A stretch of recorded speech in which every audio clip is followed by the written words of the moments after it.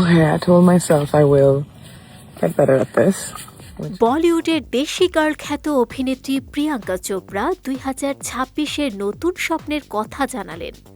6 জানুয়ারি সামাজিক মাধ্যমে একটি ভিডিও শেয়ার করেছেন এই অভিনেত্রী। সেখানে দেখা যায় আকাশি রঙের বিকিনিতে সমুদ্র তটে হাঁটছেন প্রিয়াঙ্কা চোপড়া।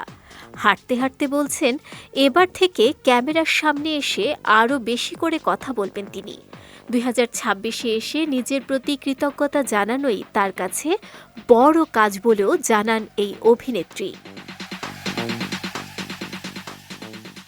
বালুকাবেলায় নিজের পায়ের ছাপ দেখিয়ে তিনি বলেন, আমি নিজেকে বলেছিলাম এই কাজটি আমি আরও ভালো করে করব।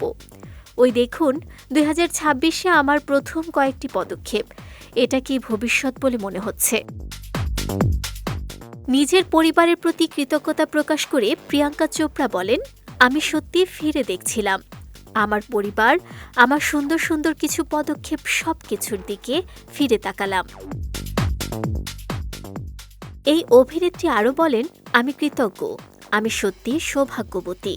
এত দ্রুত এতটা পথ দৌড়ানো এবং টিকে থাকার পর আমরা নিজেদের পিঠ চাপড়াতে ভুলে যাই, তাই আমি আজ নিজের পিঠ নিজেই চাপড়াচ্ছি।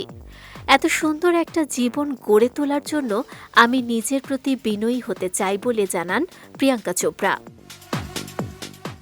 সম্প্রতি প্রিয়াঙ্কাকে দেখা গেছে হেডস অব স্টেটে, যেখানে তার সহ অভিনেতা ছিলেন ইদ্রিস এলবা ও জন সিনা।